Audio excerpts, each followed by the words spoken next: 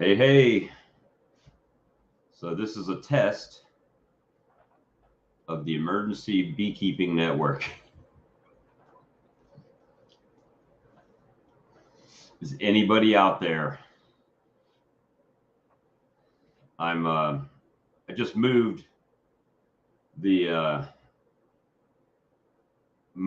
my computer from one location to the other in the house, so into the now office, I guess. So thought I'd give it a test, see if anybody was out and about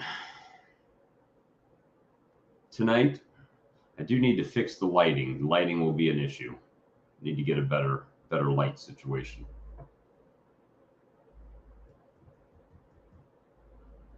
Let me see if I can. Hey, Rodney, how's it going? So I just moved. I switched, as you can tell by the background, that I'm not in the other room anymore. I moved everything. So I was just setting it up to make sure everything was okay. I got the football game streaming on the other screen over there, and I got this over here now. So it's been a evolution today. Hey, Chris. Hey, Steve. Yeah, it was raining. I was up that way earlier today. Well, I went up to Charlotte earlier today. I got 27 buckets of syrup up there, and brought that back. So that was kind of interesting. No, not 5 hours. I'm just testing to see. Of course, my wife comes walking in, and now it's my old house. The floors are rattling, and so obviously the light. I'm gonna have to do something with the light to make better light in here. Yeah, No Life Beekeeping chat. Get the other one. Yeah, we went here. Let me. Hey, Amy, will you bring me a drink? Oh, that's gonna start now? Yeah, I'm live. She's like, oh, that's gonna start now. Here, I'll drop a link if anybody wants to come in. But yeah, I just rearranged things, so and moved everything. You guys doing all right today? I went and picked up 27 5-gallon pails of 2-to-1, and Mr. Sam bought 10 of them, and a Apis Biologics big pack of biocontrol, and so it was pretty eventful day, busy all day long, and then got home, took a shower, and decided to move my main computer, out of the other room into here. And now tomorrow I get to clean all that crap out of there to make that a better environment in there. So I dropped the link if anybody's interested in coming in. Stay on for a minute. Let me go to my channel and make sure my YouTube is muted so I can pin that link. Thank you. You're welcome. So there, it's pinned. And LSU beating Carolina is beating up on Vanderbilt right now too. Yeah. So 31-14, just started the third quarter. And South Carolina's got the ball. So I'm streaming it. I'm streaming out to you guys, but I'm also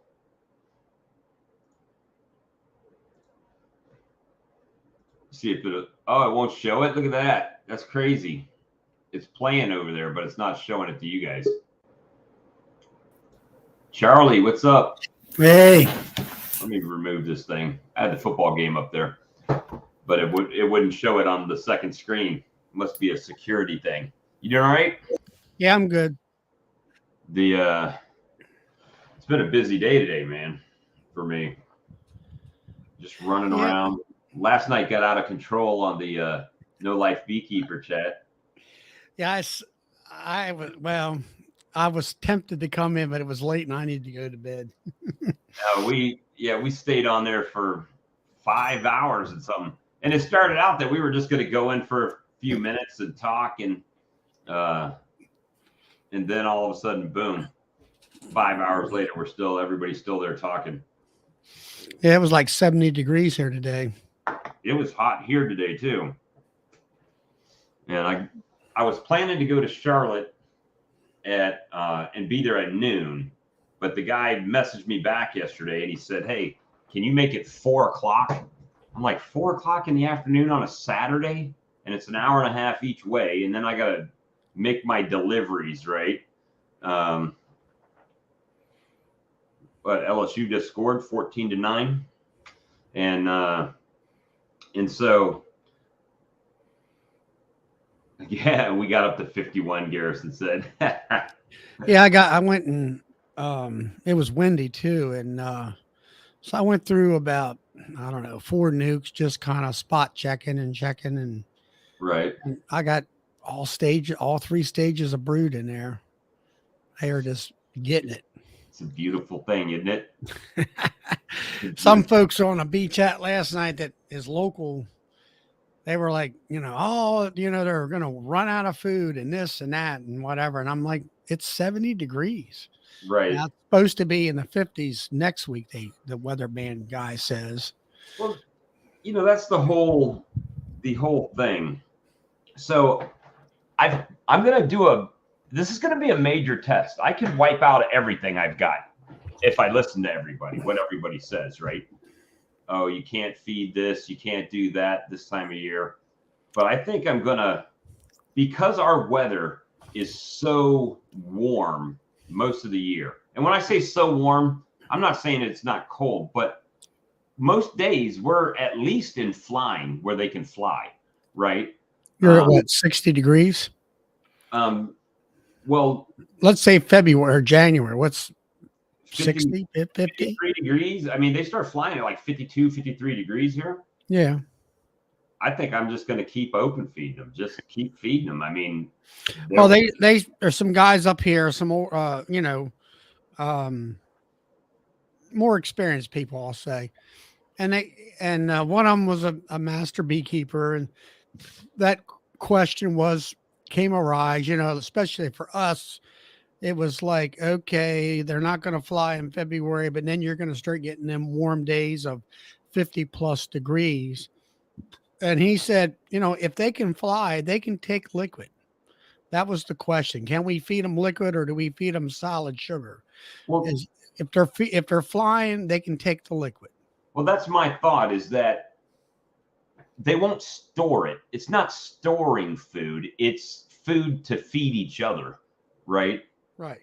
So that's the thing. It's like, I mean, I understand everyone's like, oh, we need to go to 2-to-1. It needs to be thicker, less moisture. Yeah, I get it. But fact of the matter is there's still going to be moisture and condensation in your colony if it gets cold outside. And I think the bees actually, I'm not saying, at least here, I can't speak for up north where there's snow and everything, but at least here I feel like they use fresh water too. They need fresh water as well, right? So I think that they actually drink some of that condensation and moisture up inside of the colony. Well, they do. That's a known fact. So if that's the case, then as long as it's not dripping right on the brood and, the brood and they're freezing to death, then it's not a huge issue. No, I had, actually right behind me, that purple hive on right there next to my shoulder. That's one of them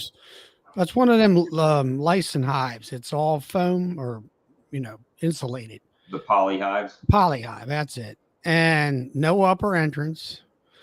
The only ventilation that thing's got is a 3-inch circle in the bottom.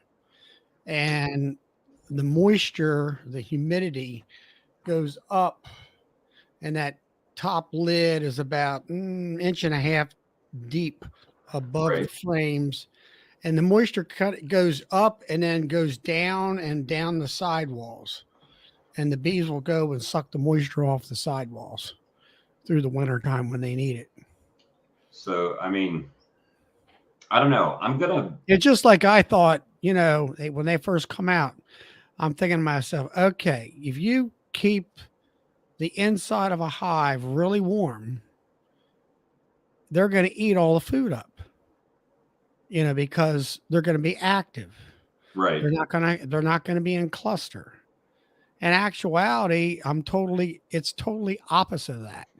I found out through experience with other friends that I have one guy, a friend of mine, he has 30 some of them hives. They eat very little sugar water or stores through the wintertime because they don't have to generate heat. Takes lots of food in order for them to generate heat in order to keep the interior of that hive warm.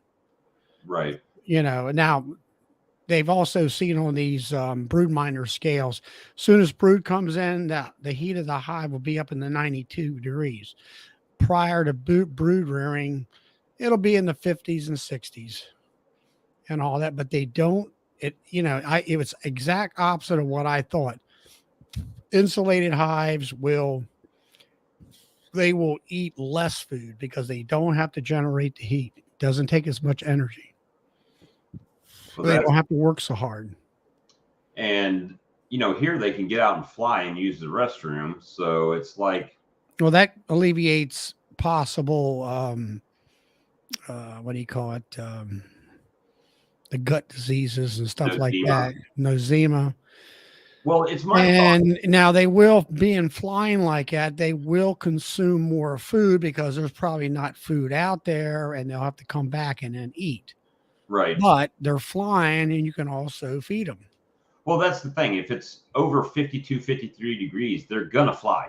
Whether there's food out there or not, they're going to be looking for it, right? So they're going to be burning stores. So why not just keep the feed out so they have something to bring back, and at least they're getting the carbs that way. So that's kind of, I'm going to try that and see how it ends up. It could be epic fail, but I'm a gambler. I run that risk all the time. Yeah.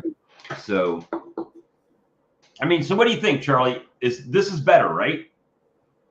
This setup is better.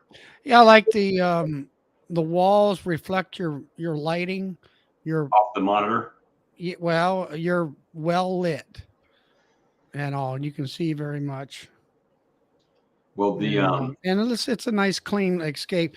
I'm thinking about maybe trying to put something behind me just to cover up a sheet or a piece of cloth or something and get rid of the you know what you need to do? The background, so the stuff doesn't keep fluttering and all that stuff. Well, what you need to order is green screen. It's just a green piece of cloth, almost like a green tablecloth. Right. And when you hang it up behind you, just thumbtack it up or something, and all that blurry that you got around there will clean right up around you. It won't be fluttering anymore. Yeah, I got a friend of mine. I was actually at his house today and I thought about it. I forgot to.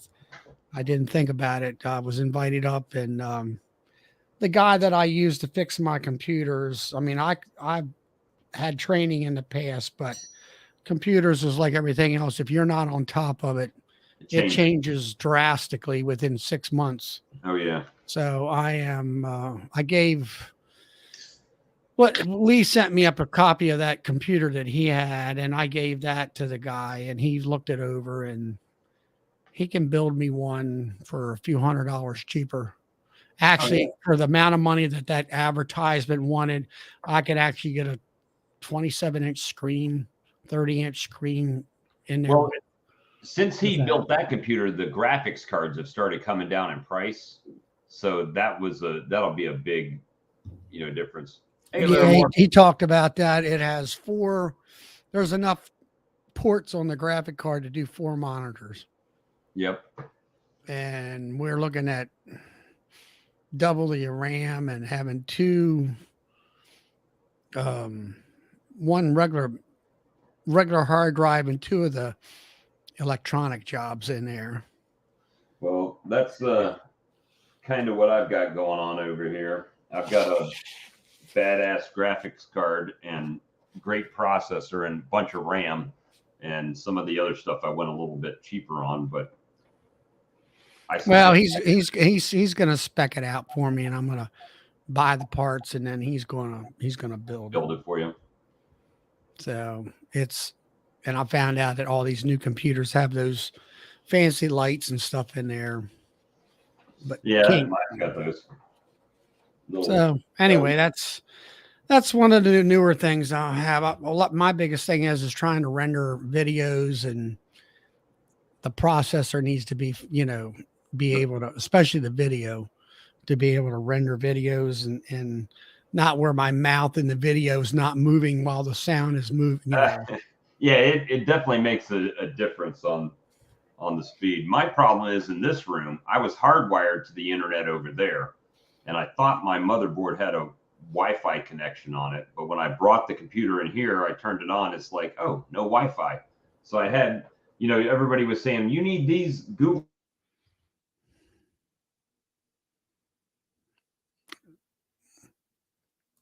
You there?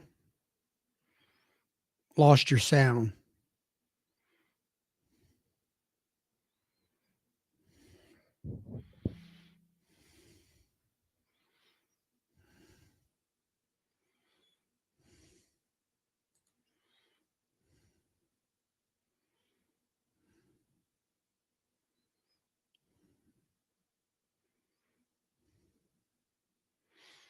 You're frozen, Bob.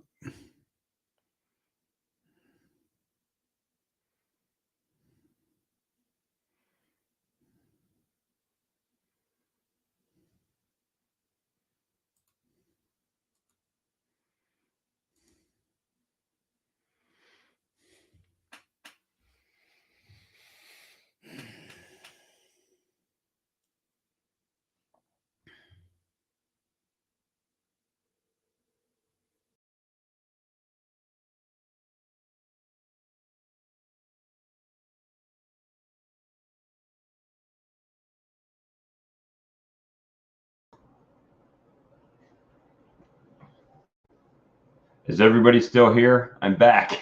Did Charlie get booted?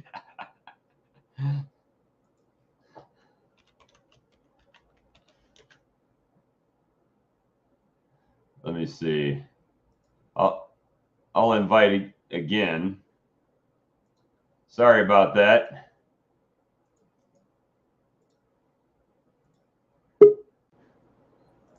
That was my fault. I picked up the stupid thing to show it, and it unplugged. So I lost my internet. So it says we're still going. It says we have 14 people. So that was crazy. Sorry guys, that was me. I was stupid. But I have those little range extenders, and this one was in the kitchen, so I took it out of the kitchen and put it in here. So it's not as fast as the internet that I had in there, hardwired, but it still does pretty good. So if you guys can see us now again, just say yes in the comments. So we know everybody's still here. That's funny. We're back. Yep, cool. So I did a little thing, and you didn't see last night, but I made my own swarm lure. I don't know if you saw that. I saw. Well, I seen bits and pieces. So let me go offline here for a second or two. All right, cool. But I've got the link up there, guys. If you want to join in. Charlie had to step away to use the phone, and trying to get used to my new setup in here. My new setup of my computer, anyway. So a little bit of a studio. I'm probably going to get a better light in here, so it's not as shocking as it was in there. Let me see. No, Charlie's coming back. We all disconnected because I picked up my stupid thing and disconnected my internet, so it disconnected us. But if you guys got some bee topics or something you want to talk about, come on in. We'll shoot the breeze and talk about it. Not planning to be on for 5 hours tonight, though.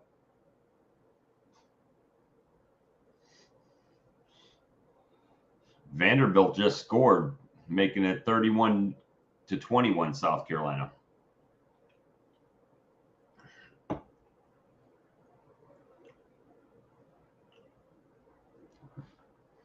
Man, you guys are quiet tonight. What's going on?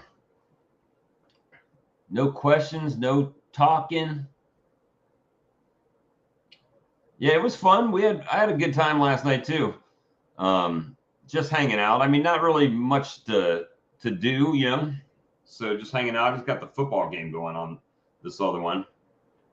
And so now they just scored.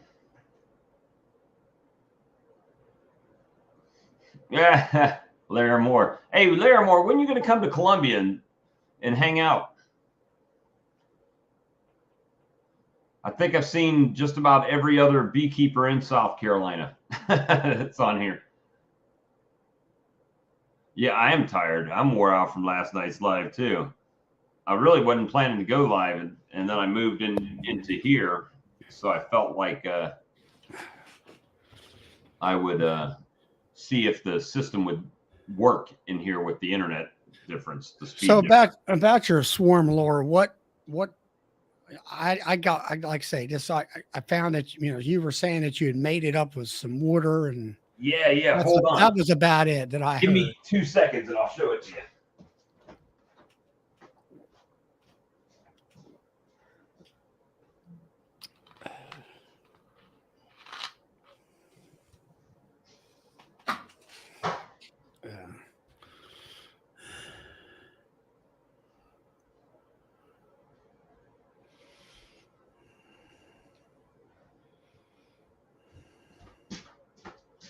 Charlie, I don't hear you talking, man. You're supposed to be talking to the people.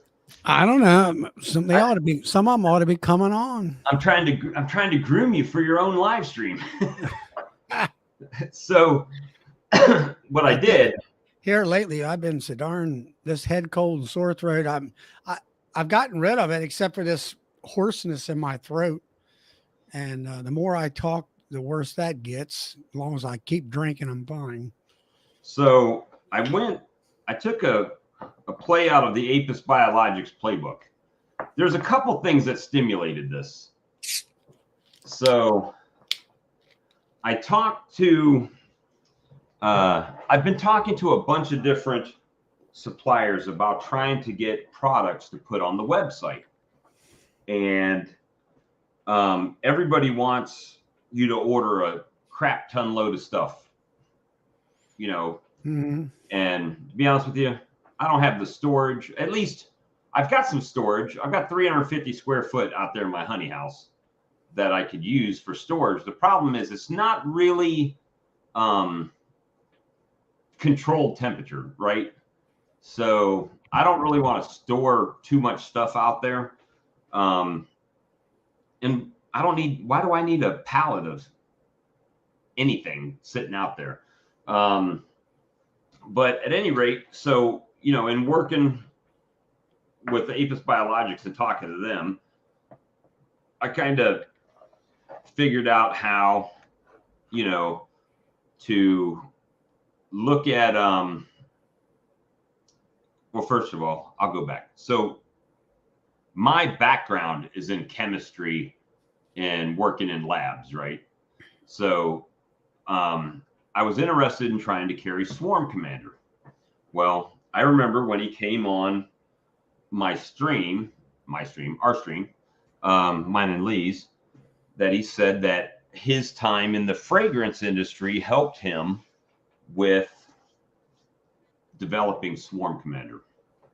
So I said, okay, we had the nice little chat, and then they had, so I started going to PubMed and Chem Europe and all these different sites to find out what comprised Nasonex, right? The queen pharyngeal pheromone, right? Right. And so I said, okay, well, I was able to find out from their studies what was in it. So I was able to use chemistry in lab products that are food grade, and it's not lemongrass, even though it smells lemony. It wasn't lemongrass, but I was able to basically duplicate the Nasonex pheromone just like Swarm Commander did.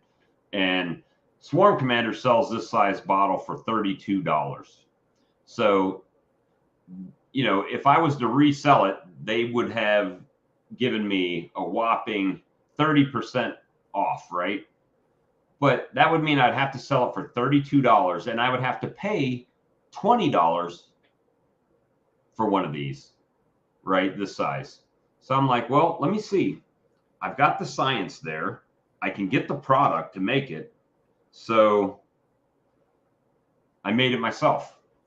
And so the concentration of these two items is accurate. I just don't know if the dilution is accurate, because it could be too strong in here, or it might be too weak. It's probably too strong by the way I did it. But at any rate, this product at the very most would never be more than about $15.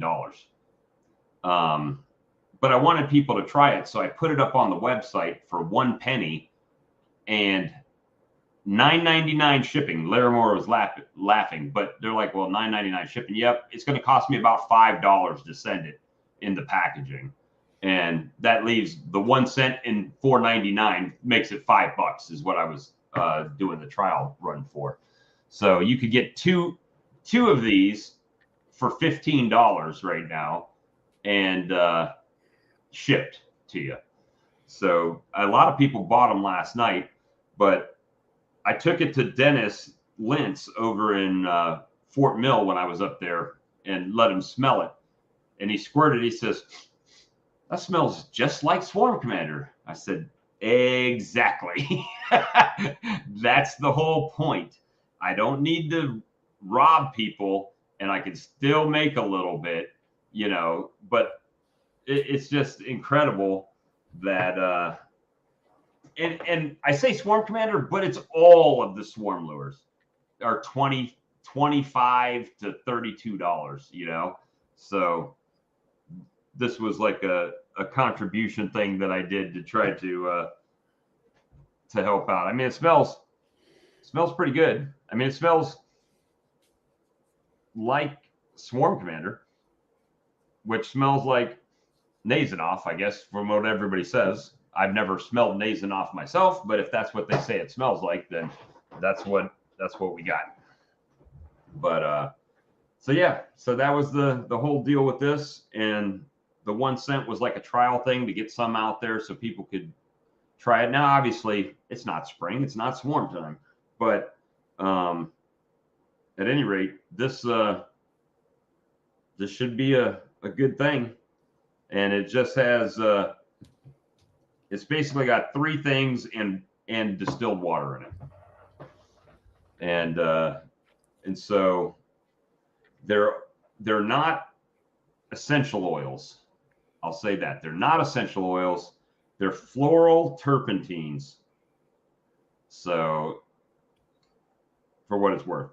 But they came in these nice little stainless steel bottles. Right. So, but yeah, maybe I don't know. Maybe I don't really go out and do any swarm trapping.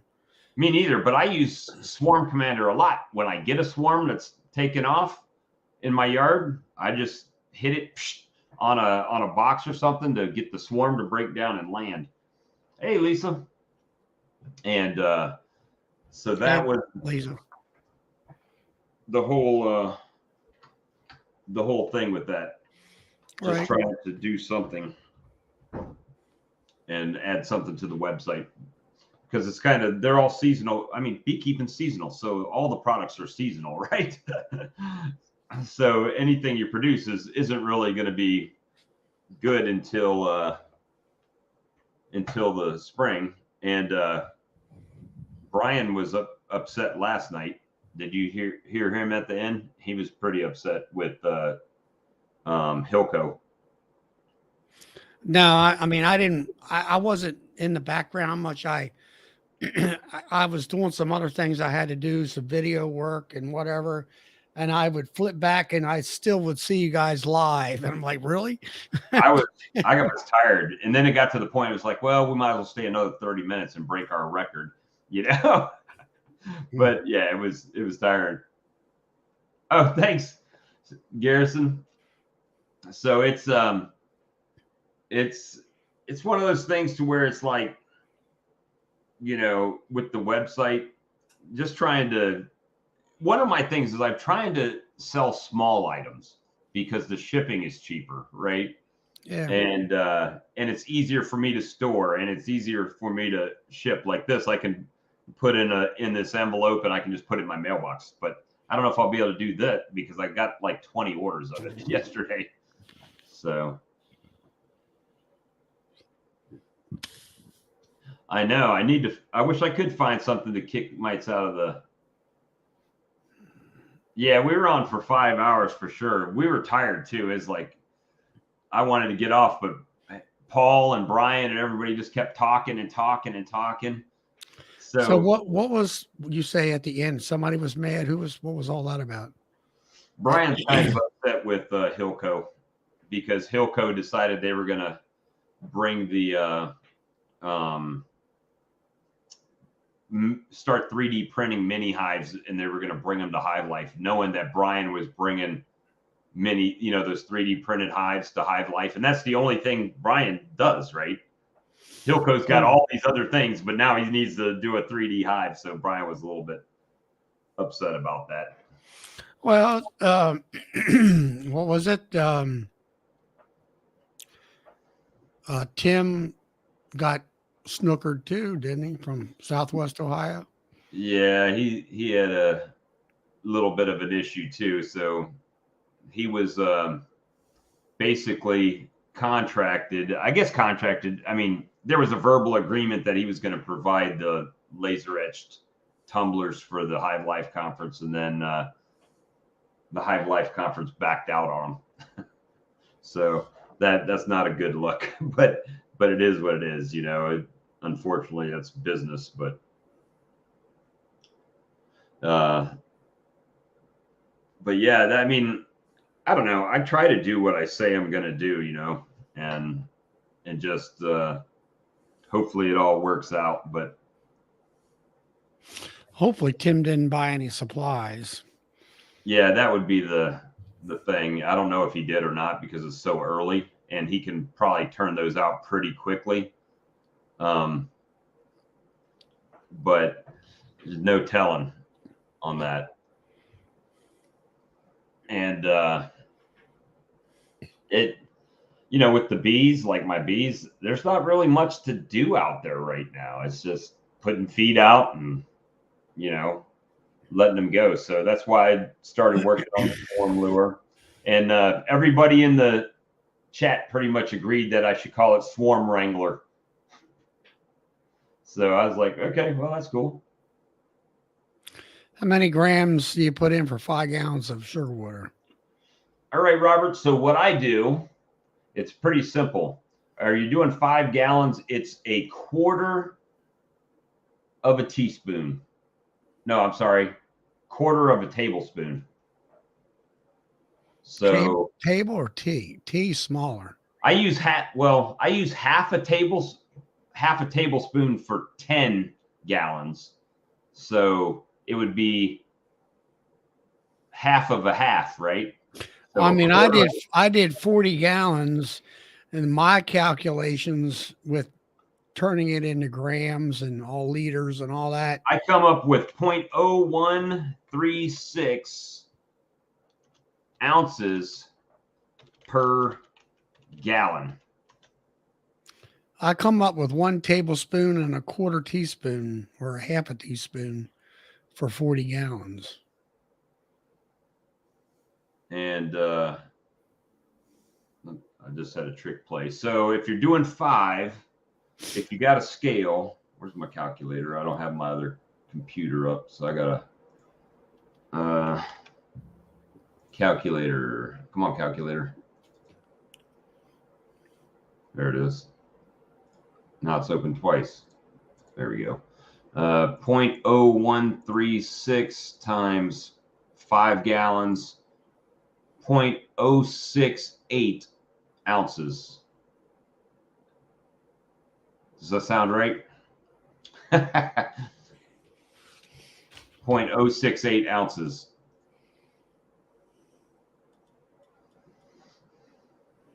So I measure mine in a teaspoon or a tablespoon, and I use a half a tablespoon for 10 gallons. So it's a half of a half. So a quarter of a tablespoon, whatever that comes out to. 1/4 tablespoon. Is that a measuring?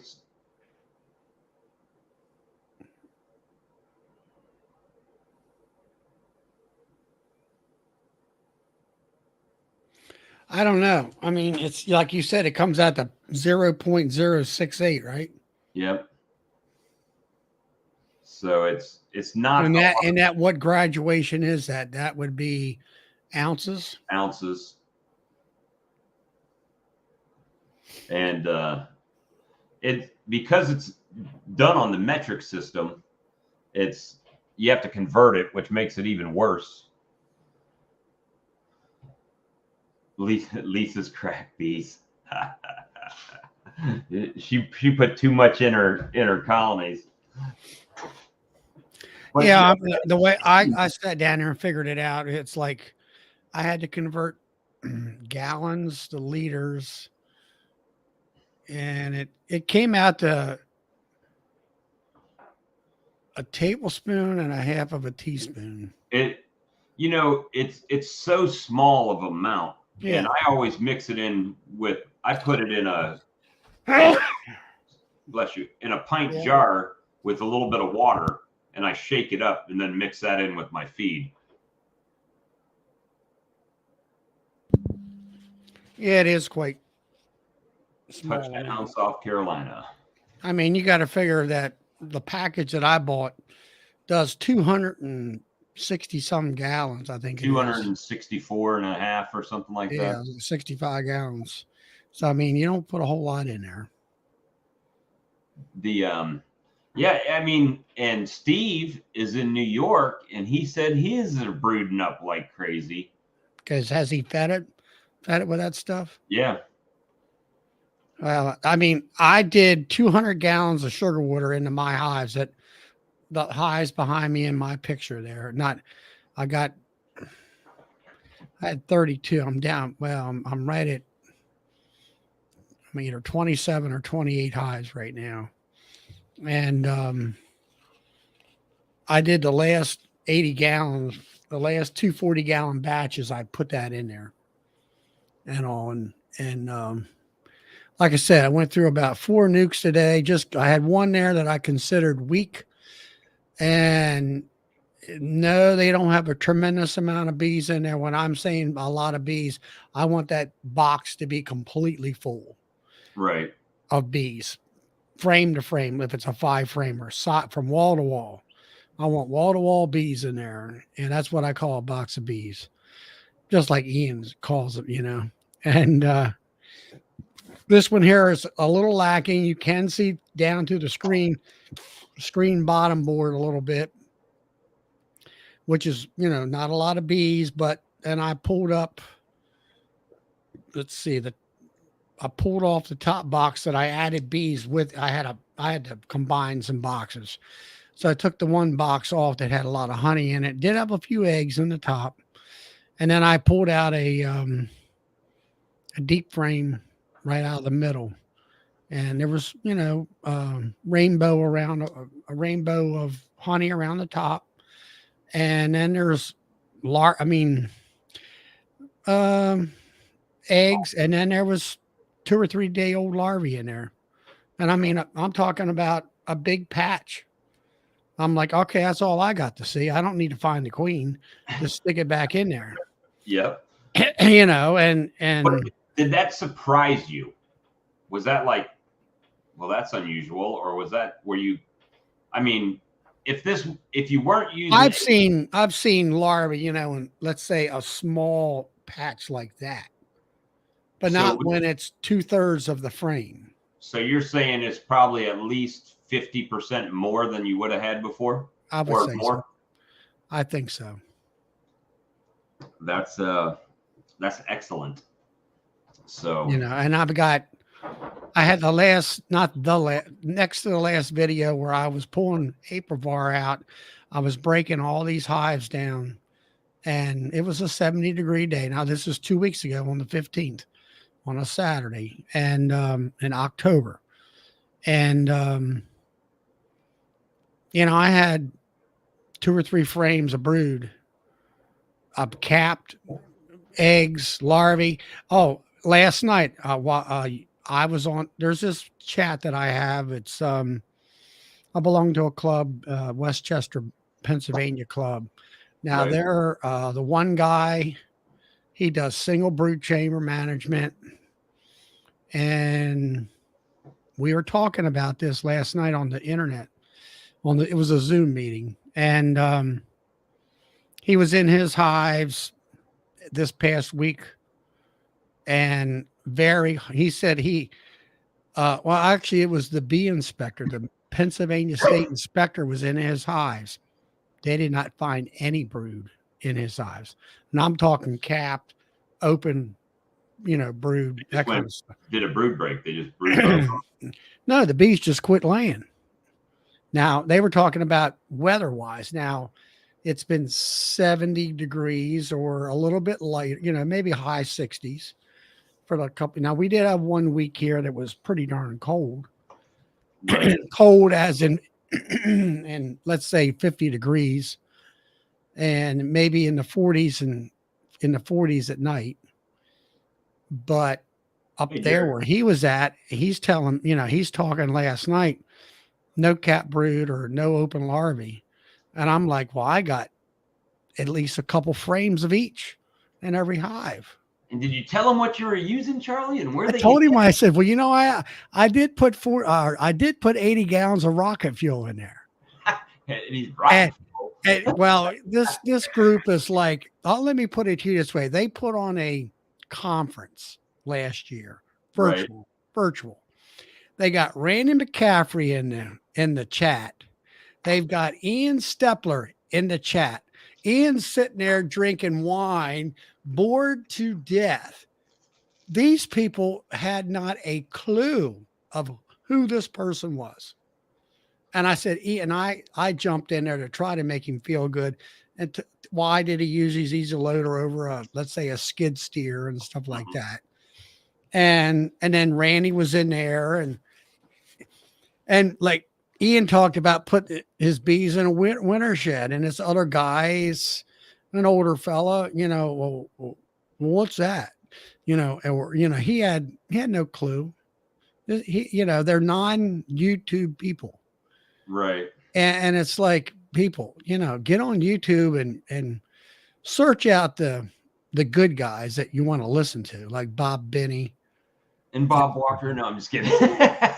You know, I tell him, I says, go back to my last video where I show all this stuff. I mean, it's only 2 different hives, but I mean, I had multiple video. I mean, I could have did a half an hour's worth of video of brood showing in other hives that I was going through, but I keep my videos down to no more than 15 minutes. I try to.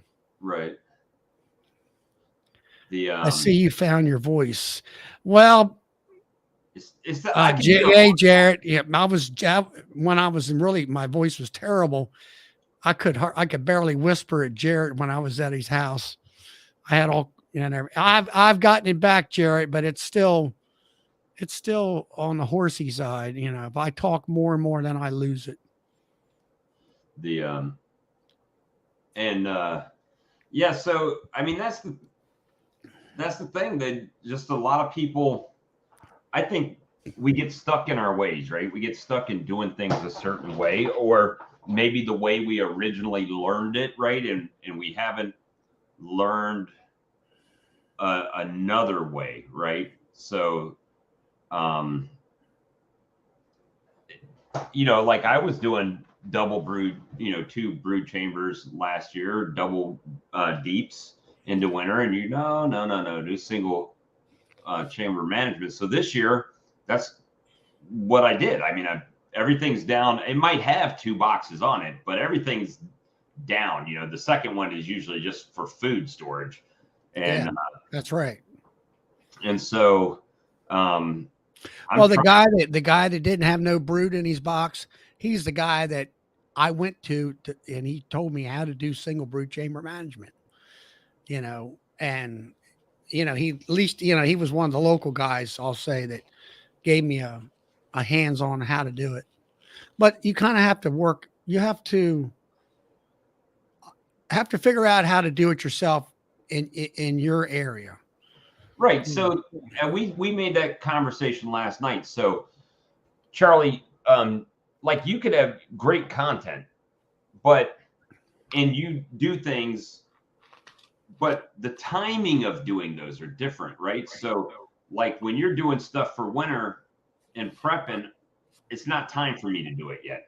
No. Really. No. So, and same thing in the spring. When I'm doing things in the spring, it's not time for you. So if someone up north is watching me do something in the spring and they mimic that because they saw it on YouTube, well, then they're already setting themselves up for failure, right? So, well, it's like I watch Bob Benny, and Bob Benny will be talking about putting on pollen sub or whatever, and they're going to make splits and all that. And it's, I'll say, March. Late February, early March. And I'm like, he's a good 6 weeks ahead of me. But then in the fall, like you guys, when your fall flow started, we're in a dearth. So like, how do I explain this? So like we start earlier and then we go through a dearth where you guys have a shorter season. So once you start blooming and you start getting that nectar all the way up until the fall, you're still getting it. Like your goldenrod will start before mine, and then it comes back down south, and then all of a sudden now our goldenrod's starting. But we have that dearth period there, and well, we had one lady, a friend, she lives about a half hour from me, and she was saying because of this warm weather, the goldenrod is starting to rebloom up here a little bit, and some of the other asters and plants and stuff like that. Heard of or used a Walter Kelly wax melter. He got $100. I've seen wax melters like my Max Ant. I'm not sure just how they work. I know that you put water in and the wax is actually above, and then you somehow drain it off for the 2 different valves. I have no experience with that. That's why I have that solar wax melter that I had, we had talked about when I was down there, and that works good. It's cheap, and you can make it yourself. All you got to do is a box with a piece of glass and a pan for it to drip into.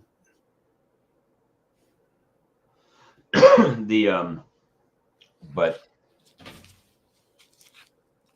Jared, come on in. Yeah, come on in, Jared, if you can. I don't know whether he's working or not. And I went to 2 different apiaries that are an hour north of me, and they still have their bees are still bringing in natural pollen. And I was out there today, and I was watching. They weren't really flying. They was 2:30 or so today, and it was windy, and they weren't flying real strong. But I did catch some bees bringing in pollen. I don't know what it is, but they're bringing it in. And mine are killing my pollen tube and not bringing in any natural stuff. So, I mean, it's definitely it's not even, I mean, an hour north of me, hour and a half north of me, and they're bringing it in, and mine aren't doing nothing. And Larimore is about an hour east of me, and his are bringing in pollen, and mine aren't. It depends on what's growing around you. So we're hopefully gonna, I don't mind I've got plenty of pollen subs, so I don't mind it, and I'm gonna make some more patties, and I'm gonna put the patties to them, and I'm gonna just try to, until it gets really cold, I'm just gonna try to just keep them brooding. I mean, if the goal is to have a large population of winter bees, then why would I want to stop them from brooding here? I mean, because we don't get a brood break, so they might as well be making as many bees as they can and as strong as they can coming into the spring. At least that's my thought. And, I might be catching swarms out of everybody's house and trees around here in the spring, but I'm going to try to stop that, right, with splits. Not in my dining room, baby. That's right. DC. What's that? DC said Bob's not in his dining room. Okay. That's actually the living room, but it does have Yeah. a long And then living. 263 Bs are bringing in rusty orange. Yeah, I think it's what mine it looked like it was bringing in today. Well, the ones I saw at Dennis's house, they were bringing in like a white color pollen and a bright yellow. So I was thinking it's probably ragweed and goldenrod, but just the little tiny bags of it. They weren't. I mean, it wasn't like overly packed. I used over 5 pounds of pollen substitute today and 8 gallons of rocket fuel. He's open. You're open feeding those, right, Steve? I need to put out some yellow jacket traps. That's what I need to do. Yeah, I've been noticing that around mine and all. So South Carolina's trying to blow this one wide open here. What's that? You mean a ball game or something? Yeah, I got the ball game on the other monitor. That's why I keep looking over there. Well, we were talking about that today when we were speccing this unit out. He said that if you got 2 monitors, you would never go back to 1. No, and I've had 3 monitors at one time, and I like that too, because like right now I've got the ball game on this one, I'm streaming on this one, and I've got my computer mining Bitcoin in the background, and I still have no problems. So it's I'm glad I built this computer for sure. I don't know. We were going to go with one monitor, and they had their specifications that the guy who's going to build it likes, and it's going to be a curve monitor. Oh, Samsung, the curve. I don't know. Yeah, he said it's like 32 inches. Huh? It's like, I think those are 32 inches. I think they might have a long one. Yeah, but those are nice. I figure, well, it's big enough that I can put 2 different screens around. Multiple boxes open on the same monitor. Right. But I do that all the time. I've got so many tabs open right now. It's ridiculous. Across both screens, I've got probably 30 tabs open right now.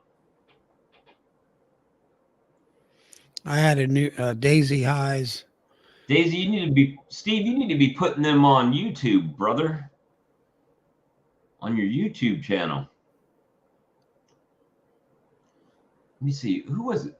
I was looking at somebody's channel, and they didn't have a whole Son of One.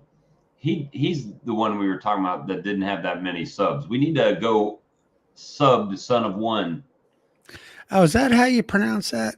It says Son of 1-1. And then it says 263 Bs. But people change their screen names all the time too. So it's what's this thing about YouTube and handles or something? Yeah, so I always do at this person, at that person, but mine is like at Walker Bee Ranch. So I don't know if you can just search at Walker Bee Ranch and it pops up. I don't know what the big difference is, but you can definitely find people or tag them like that. So like in your chat box, if you say at Frederick Dunn, then Frederick Dunn will get notified you mentioned him on the video, and then he'll come look at it. Let me see. 4th and 5. Carolina's going for it. Do what? But yeah, I mean, there's not really, I mean, there's just not much happening in the bee world. So it's like you do a live stream about bees and you end up talking about everything, everything, you know, all the different stuff going on. Right. So I put entrance reducers in. I put a little video in about that, what I use, and kind of help out one of them, help the bees fight against the yellow jackets. I mean, not that they're attacking, but there are a few of them here and there trying to rob, I guess. I have got, this is my first year with Carnies, and I had Italians. I've had in my yard, I've had Saskatraz, which didn't do very well here. I don't know if it was the heat or what. They just didn't. I've heard a lot of that. Was that new bee, what, 2 years ago? Yeah. And everybody I've heard who tried them was not real happy with them. And then, you know, I got the Carnies this year. They did pretty good. But not all those nukes I got made it. Like one of those, one of the packages or the nukes that I bought that was a Carney didn't make it. But the other ones are doing really well. My Italians are doing really well. I can't say I have a preference, I don't think. But now I've also requeened a bunch with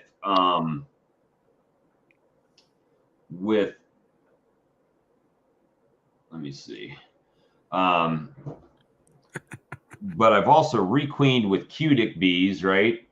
And some queens from there. I've had some Jose's queens that I've queened. And to be honest with you now, I don't know which ones, because I don't know which colonies have which line in it. Greg Burns's queen that I got started laying, and then she disappeared. So I don't know if they wiped her out, but now that's the colony that I have that has 2 queens in it. So,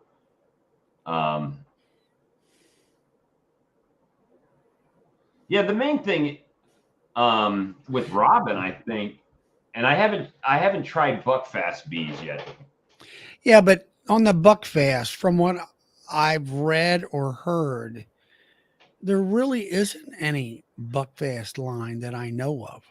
Well, I know that no true Buckfast. Black Mountain Honey says that his are Buckfast, and he says he's got F1, so that's like first generation, right, of a breeder queen. Yeah, but I mean, as far as over to Abbey in England or wherever that place is, right? They're not doing any of that over there. That from Really? from what I've heard.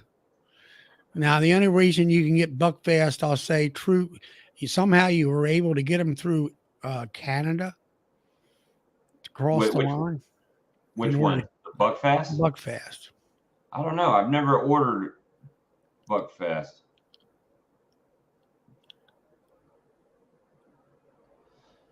I don't know, the Pepto Pink, I didn't see her. She was in the nuke box, and then I moved that nuke. I combined it with a weak colony that went queenless. And when I did that, I never saw the queen. And now when I went back to it, now it's got 2 queens working in there. So I guess they're her daughters. I mean, they must have raised them, because I didn't requeen it after that. I know that Greg got a lot of those bees from down there in Florida, or was it Bob Benny that was getting rid of them? I think Bob. But I think he gets most of his like packages. Doesn't he get those from like Don the Fat Bee Man? Don Kuchenmeister? I don't know. I know he went to his training down there one time. Yeah. But he got hooked up with Benny and he went down there this past summer doing all them videos. And he went to the guy that's coming to Hive Life, I believe. He was a queen breeder in Florida. I know who you're talking about. Yeah. Well, anyway, he sat there and listened to what those guys were doing. And then I think Benny was getting fresh queens from that guy down in Florida. Benny was going to take his queens. I forget what he was going to do. But anyway, he bought them for a song. And he kind of got that breeder stock in his outfit out in Ohio. Well, now see, there's something like now. See, he went down there to Fat B Man, and I'll say he learned how to scale up, I guess you would call it. And he's got probably 200 plus nukes. And you're talking about that's what's interesting to me is like, that's one thing that Greg will talk about a little bit is that depending how big you are, you know, you manage your bees when you have 10 hives is different when you have 30 hives. And then when you have 200 hives, there's different management sets of doing it. And it's like, that has been always my thirst of knowledge in order to know, you know, tell me what the difference is, or tell me how you scale your management practices to that certain number, you know, and nobody seems to be able to. Well, what I find and say that, you know. All right, so I went from a dozen colonies, right? And when you have 12 colonies, it's pretty easy to go through them all in like a day. Mm-hmm. No problem. When you have 60, like I did at one time this year, I couldn't do them all in one day. So what I ended up doing is working with my smaller colonies more often and letting the big colonies kind of do their thing, because I felt like they didn't need as much help. So I didn't go in there and work them that much. Yeah. Now, Jason from Bohemia there, I understand what he's saying, but I like detail. I like, okay, like me. All right, I'm running right around on average of 30 hives. You know, I got my feeding in the fall set up to where I'm doing 40-gallon batches in my tank, and I got a pump, and I can drive down the line of highs and pump it off. You know, I'm mechanically efficient that way. And it's like Brian was saying about him. I think he was putting APRIGuard on, and Brian wants to sit there and look at each hive instead of just smoke them, put the little cardboard thing on, squirt the stuff on, and you're done. Or I think the way they did it, they had it pre-squirted out of, let's say, 30 milliliters, and they were just plopping those little cards on the hive and on down the line, you know, which I get that. That's kind of what I did is I stopped being, and maybe this is just me maturing as a beekeeper, and more intimate. Well, yeah, you know, like if one died out, I didn't get real upset about it, right? It was like, okay, it's gone, you know, and move on. Do I want to stop that? Yeah, I don't want it to happen, but it's going to happen. So it didn't affect me as much. So I guess I just have kind of not, I hate to say not as detailed, but I'm not going through the colonies as much, you know, taking as much time on each single frame. Well, this one's got eggs, and you know what I'm saying? It's just not that anymore for me. I enjoy that if I get a chance. I do take my time in a colony, but it's more like I just want to get it done. And as long as they're looking good and there's bees flying, I'm good with it. Yep, you learn to read the bees based on volume, smell, and weight. Let me see. How many times do you treat for mites in winter? Michael asks. Michael's in Vermont. I treat, and what I've done in the past, I haven't obviously done it yet this year, but I do the oxalic acid once a week for 3 weeks. And then pretty much throughout the winter, I hit them with oxalic acid once a month. And that's been good. But this year, I actually did the Apivar strips and oxalic acid. So I think I'm sitting pretty good mite-wise right now. And then, this month I'll hit them once a week for 3 weeks. Yeah, I finished up with Apivar, and then I thought about hitting them with oxalic acid today, but it was windy and it was too warm. And next week it's supposed to be in the 50s, which suits me a little bit better. I want to buy one of those battery operated oxalic acid vaporizer. Yeah, the Instant Vap. I looked at that, and I already have my. I already paid $500 for that tool. Until it dies, I don't have a need to replace it. Well, I sat there and looked at it. You got to remember one thing. All right, let's say you go and get the Instant Vap for $450. That's the discount price for Hive Life.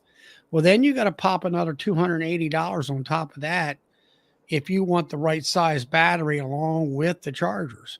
Right. So you're looking right around $900 to jump into that scene. And I'm like, I said, okay, well, this week I got my Honda 2200 inverter generator out. I flipped it over on its side, poured the oil out of it. That's how you do it. And then I had put about a half a quart of oil back in there, brand new, fresh, and got the oils completely changed. There's no filter. And I've got all my Coroplast boards that I cover up all the bottoms with. I squirted them down and washed them down so I can see the mites drop. I want to check the mite drop after every treatment. And convenience isn't cheap, that's for sure. Yeah.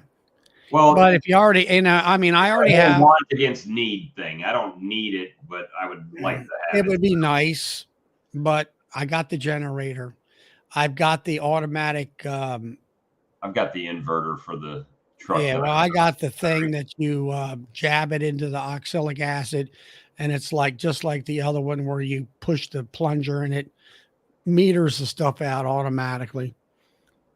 So the only thing is the only thing I would be buying is convenience. So I figured for me, I'm just going to continue on what I have. I'm not going to really treat that. I'll treat twice a month, January or November, December, maybe January if it gets warm enough. And I think it's going to be like last year. It's going to be semi-warm November and December. And January is probably going to get really cold. And then I'll hit them in February sometime. January is our coldest month usually here. Yeah. Well, and then I hit ours, another treatment around February. And that was the last treatment of that. But so I mean, right now the state of my apiary, I'm happy with it. There's still some things I need to do. I could do some more things, like I could pull some boxes off, and push them down some more, and take advantage of that. I really need to. What's Jason talk? CIOST? What's that mean? IOST. What's that mean, Jason? Won't you come on, Jason? If you can. Too cold for tea. And so I don't know. I think I'm just gonna try to go for it this year and try to just pump those bees up as much, where in the past I just kind of let them do their thing. And they ended up, I lost 3 colonies coming out of spring because I guess they were starve outs, you know. I won't treat with OA when they are in a tight cluster. Nothing wrong with doing it. Just don't like putting vapor in a hive when it's below 40. Yeah, that Yeah, makes I agree with that too. I mean, what I'm looking at when I do a winter time, I want it to be 48 degrees, just a little under 50. That way they're not flying, but they're loose inside the box. Yeah, I usually try to do it right if they've been out all day and then they've just come home, right? You know, right Yeah, and before dark and try to do it in the evening. or right before rain. Or it's overcast, then there's more bees in the colony is what I try to do. But you know, it don't always work out. And to be honest with you, I've been kind of lazy with the oxalic acid just because I don't want to drag all the stuff out. I need to, but it's like I've already treated them with Apivar and oxalic acid already, so it's like, you know, and they look good, so I'm not doing too bad with that right now. I might be a 7 now for sure. What, I missed something? I missed something, DC. What'd you say?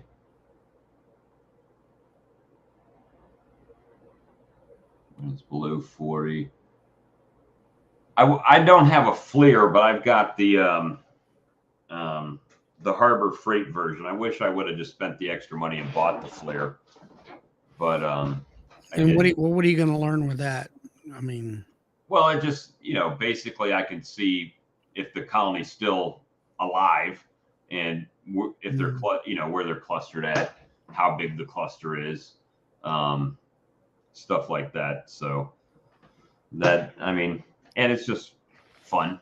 Go out at night and look at them, take some pictures. It actually, mine will take pictures, but when you upload them to the computer, there's like little tiny pictures. So it's not really, I can't even really share it, you know, but the FLIR takes a nice image and everything.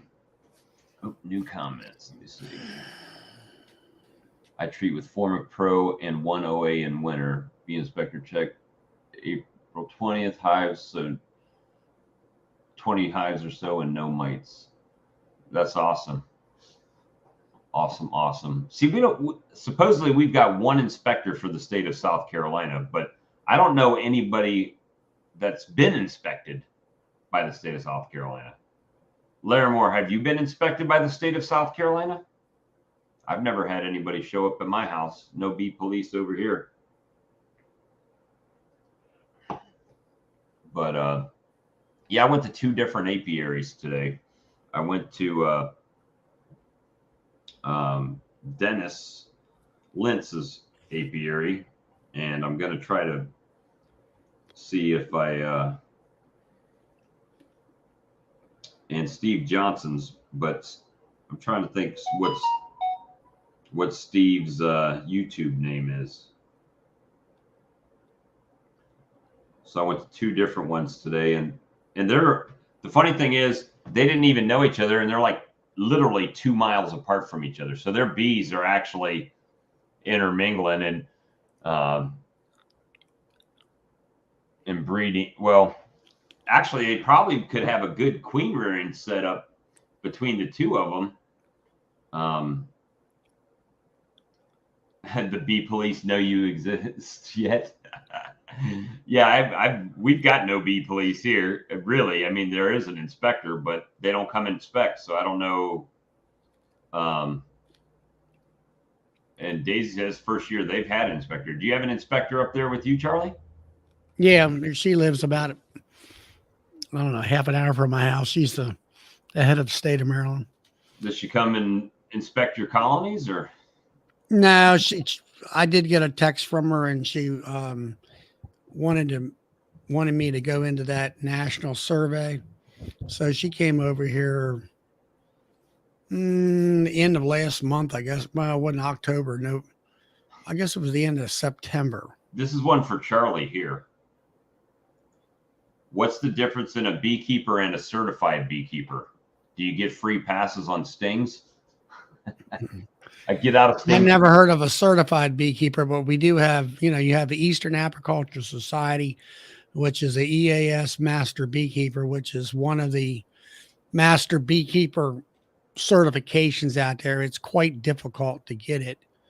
My bee inspector, who's also the head of the state of Maryland,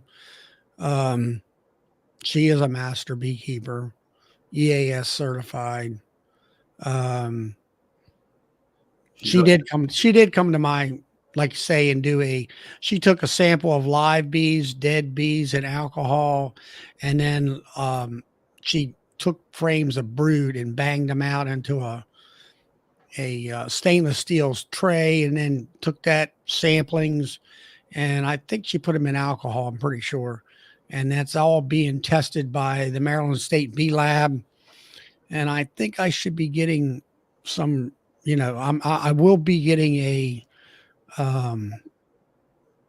what do you call it? Documentation of viruses, mite load, all the different things that they test for.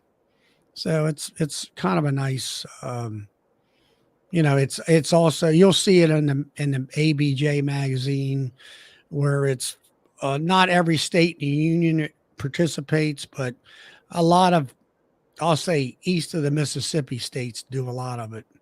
And it's under BIP, the Bee Informed Partnership, I believe, that puts that on. But as far as certified beekeepers, EAS is one of the master beekeeper programs. It's here on the East Coast. And there's 4 tests. There's a written exam. There is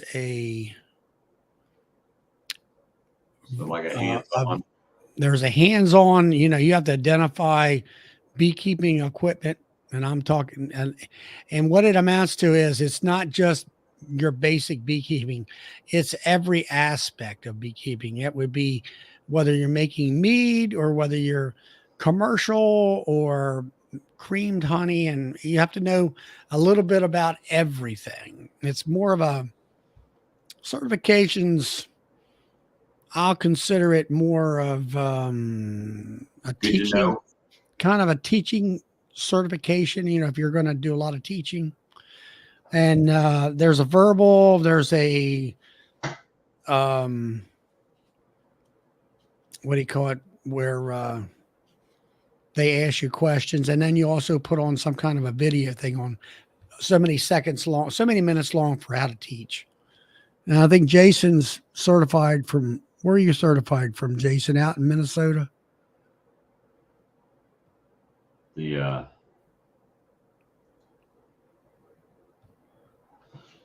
I mean, but I don't walk around with a badge.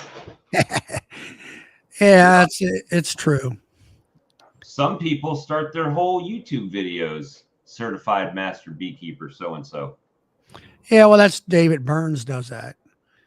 I'm an EAS master beekeeper. University of Montana. Yeah, Montana. I saw a thing on the Book of Faces where Florida, University of Florida's got a master's degree program. They do. It's and I've looked into that myself. And it's actually a multi-tier master beekeeping course, where you start out as a beginner or journeyman, or whatever you want to call whatever they call that. And there's different, you can go, you do one level semester or whatever you want to call it, and then you go up to the next and to the next and the next.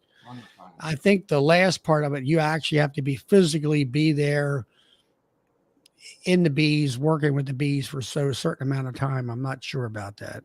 It says, well, I probably won't be able to see it. Hey, Dan, I see your hive through the insulation there. They look good on your FLIR.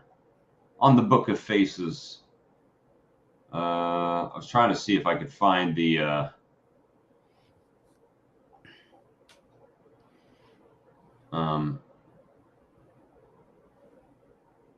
I just saw a Hive Life ad too, that they're going to have Lysin manual uncappers, the one where you spin the handle to uncap with the steam blades, save $200. Wonder how much it is. I think they're $4,500. No, they're $34.95, and it's on sale for $32.95. I'm good because I've already got that tank, and I've already got the steam valve or the steam uncapper. I just don't have the little hand crank dealy do. Good on that one. Let me see. I don't know what the hell's going on. Lighting. I'm trying to see. There it is. University of Florida Entomology and Nematology online programs, online graduate programs in beekeeping. Learn more. Bam. Yeah, there's another something else in there about it's not that program. Master's degree in medical entomology. Yeah, but if you look in there about their master beekeeper program, Explores the theory and practice of apiculture, centering on management options essential for protecting honeybees from predators and diseases and running a successful beekeeping business. Hey, maybe I should go ahead and transfer my credits over and go ahead and finish it up from the University of Florida. how are you two? He wants to know about your steam uncapper. Did you get one? Did you use it? I like my steam uncapper, but there's things I don't like about it. And what I don't like about it is that you have to have very high, not very high. You got to have thick frame. You gotta have thick frames. So, And that's with all of those undercapping machines. otherwise, you still end up using the fork and picking it. Yeah. It doesn't take very long, but if it's thick, it's pretty nice. You just I've got the tabletop one. Let me see. Better be. I wonder whether that chain uncapper, like Mr. Ed has, whether you actually have to have thick Doesn't that beat? cones. Well, that kind of beats the crap out of it, doesn't it? Yeah, it does. Let me see. The problem I see with all that stuff is you are able to process it a little quicker here, but then that creates another problem. Right. And then you have to buy something else in order to alleviate like you got the cappings and the wax and the honey all mixed together, and you got to have some way of separating all that. If you wind up buying a complete automated line in the long run. All right. So this is my steam uncapper that I've got. It fits over my uncapping tank. I'll be back. And this is a double blade system. This Lee has the same one. So you put your frame in here, and then you slide it across the blades. The caps fall down into your uncapping tank, and then you flip the frame over and do the other side. It's pretty quick if you've got a thick frame. And Better Bees, where I bought mine for that's about right, $434. And the reason I bought this one, is because a lot of people were getting that Simple Harmony, or I think that's what it's called, Simple Harmony.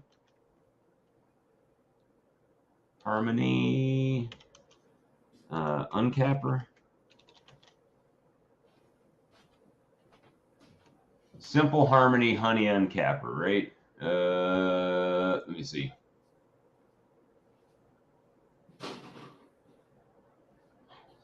There you go. They were getting this one. And where's it at?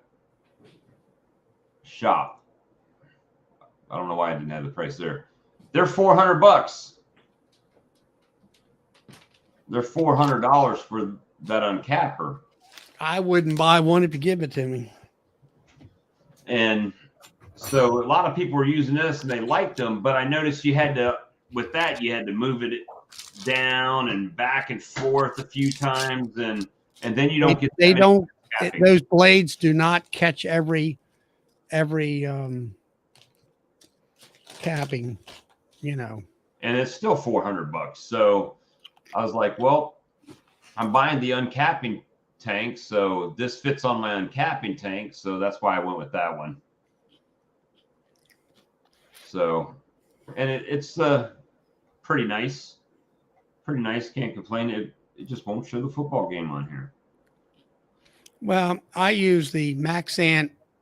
I bought a guy out years ago, and he had hot knives, and he also had a Maxant uncapping plane, and that's what I use. And like you were talking about, I mean, I'm trying to get the bees to draw the wax out and make it fatter and all that stuff. I'm not having the best of luck, but the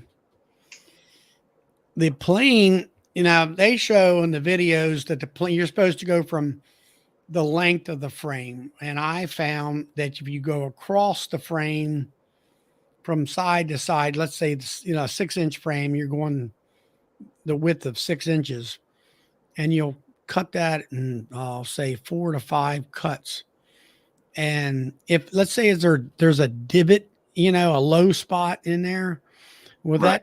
with that plane going across the frame, I can cut down into that low spot, and then, you know, it'll follow the contour of the wax, doing it that way. And and if it's, you got to get it to right heat, and you got to make sure that the blade that's on there, doesn't have any, if you get it to where you got to watch the heat on that thing, because it's not regulated. And sometimes the honey will it gets too hot and it starts to cook. Well, then you get like a glaze on that knife, and it won't cut very well. You got to keep it clean. So yeah, I have to constantly turn it on and off. Anyway, it works quite well. I do. Charlie, do you space your frames 9 in a 10 frame box? I try to do the 9 frame the last couple of years. Yeah, I do. A lot of times I get a lot of burr or cross comb in there when they do that. I get a little bit of cross comb on mine. Let's see. I get a little bit of cross comb, but what I find is when I use the spacer, it still doesn't like space it out perfectly all the time. I've tried to do like Cayman did, where you put in 1 or 2 frames of foundation.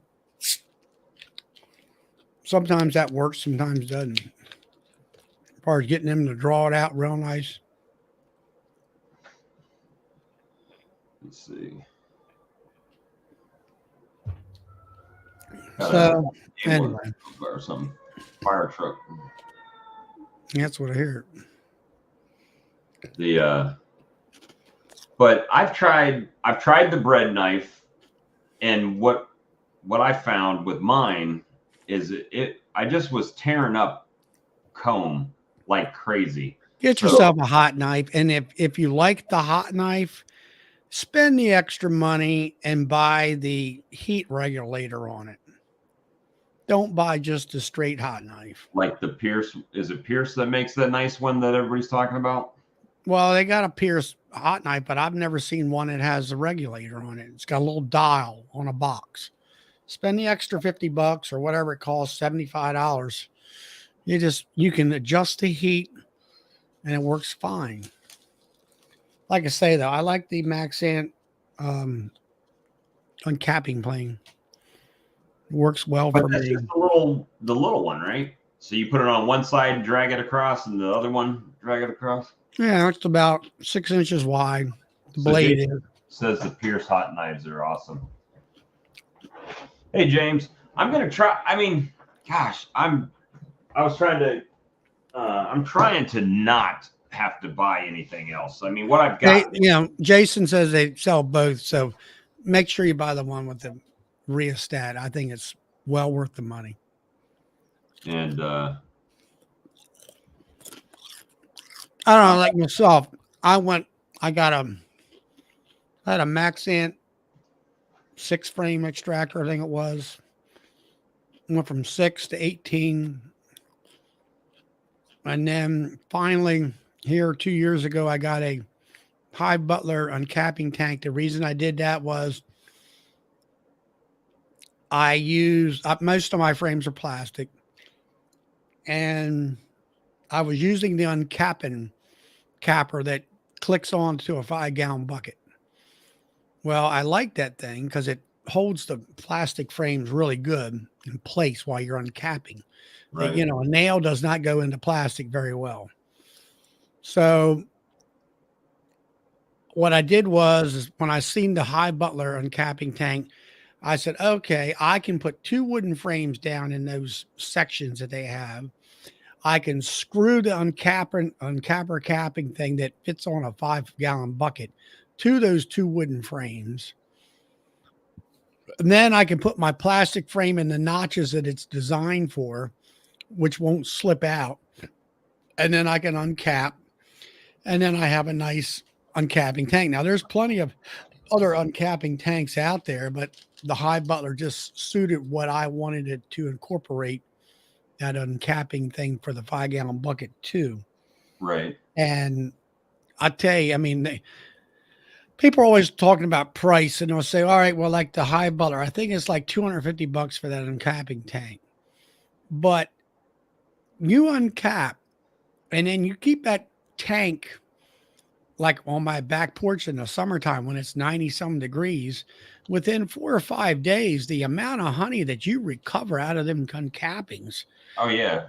I mean, you'll recover 4 20, gallons, 5 gallons. you'll do 20, at least a 5-gallon bucket worth. Let me see. You might do at least 20, 25 pounds. Well, shoot, right there's your money back that you might have lost, you know, probably not lost all of it, but some of it.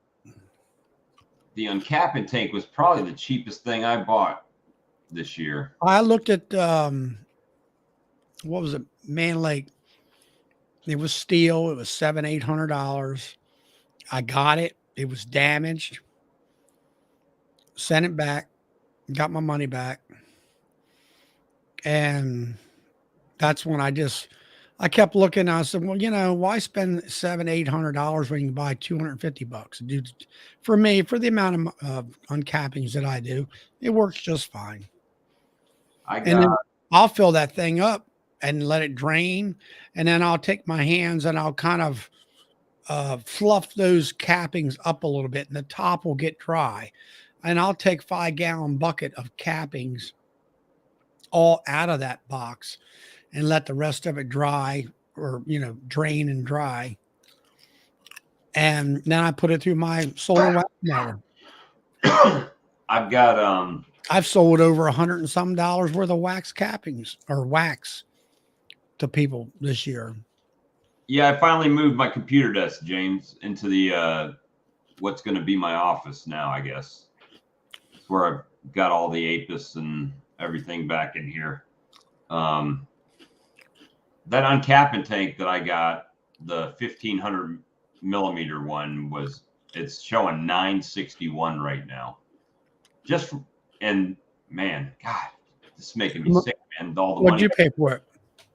I think it was like $895 when I bought it. But so, man, I spent the money this year, guys. I spent, well, let's see, gosh. Well, you did extractor, you did uncapping tank, you did the steam uncapper, bottling steam tank, uncapper. The whole line, I mean, pretty much is new. So you spent what, 5,000, 10,000? Well, the uncapping tank is $1,000, right? Close to it. And then the extractor was 1,500 at least, or no, 2,000, wasn't it? 2,000. So 2,000, 3,000, 4,000, 4,500. And then, yeah, $6,000. 6,000. So yeah, but you know, get yourself 800 to 1,000 pounds, you've got that money back. Yeah, that's it. Well, you FOMO'd me into it. Well, yeah, You talked. you needed a little push. You pushed me off the ledge. I was like, I think I'm just gonna get the 20. You're like, you might as well go ahead and get the 30. It's only like $300 difference. no shoot. It was more than that. It was But you said you were going to get big in the honey. well they're actually only like $600 and something difference. The 20 frame is 1284 and the 30 frame is 1975. So yeah, so I mean I'm happy with it. You know, the end of the day, that's what matters. Are you happy with what you got? If you're happy with what you got, then you know it's all good. Carolina score 38-27 right now. 3 minutes and 18 seconds left in the game, and Carolina is trying to score again. That's right. You got to start with 2 million. I was trying to explain that because it was funny. I had somebody show up this morning and buy some honey from me. And they bought $25 worth of honey, but they actually found out about me from another beekeeper that was at a farmer's market, and they didn't buy from him when they were there, and they drove out to me to buy the honey. And then they said that they were thinking about getting some bees out because they got a big garden. And so he says he might come back in the spring and buy some bees off of me so he can have some colonies out there for his garden. And I said, well, get ready, because once you start, there's no looking back. I said, hey, not to scare you off. I wish you luck in getting into beekeeping for sure. But I said, you see that wall of boxes I've got right there? He's like, yeah. I said, each one of those is a $20 bill, right? Just like they're a $20 bill. And, so I actually recommended, if they were only going to get 1 or 2 colonies, for them to get a flow hive. If they're just doing it for like some honey and to pollinate their garden, just get a flow hive. Why don't you just say, hey, how far they live from you? You go over there and set up a hive or two, and for $100 a hive for pollination bee. Yeah, 100. Yeah, I got a guy that's in the club. He stopped by, and one of our club members, he was semi-commercial, and anyway, he had to quit. And I've got a farmer where these hives were sitting at. They're vegetable farming and stuff like that. So they're doing something like $100 a hive for pollination services. Now, how long do they leave it out there? They can leave them out there all summer long, I think. So they charge them $100 a hive to just set them there, and then they come get them. And then he's selling, and this person also has a distillery, and they want to buy the honey that comes off of those hives. So he's wholesaling all the honey, bottling it. That distillery puts their label on it, sells their honey. So he's got a good thing going. Carolina just fumbled. Oh, dummies. See, Jason, he's into pollination. He's got a pollination trailer and everything. Well, but I mean, so Jason, do you leave yours? How long do you leave yours on site? Hey, Tim, how long are you leaving yours on site out there? I had a guy call me and ask me, did I pay farmers to bring my bees to their yard? I said, no, it's usually the other way around. Farmers pay us to bring our bees out there. Because my bees will grow just fine here. I don't need to bring them out to you and then make more work for myself. Depends on the crop. Yeah, and where Jason lives, he's on the eastern shore of Maryland, which it's a big area for vegetable farming. And I'm talking hundreds of acres of, it could be watermelon, it could be pumpkins, it could be string beans. Right. You know, it's hundreds of acres, and you know it's a little bit different. Now, where I live, I'm on the western side of the state, not that far from him, where there's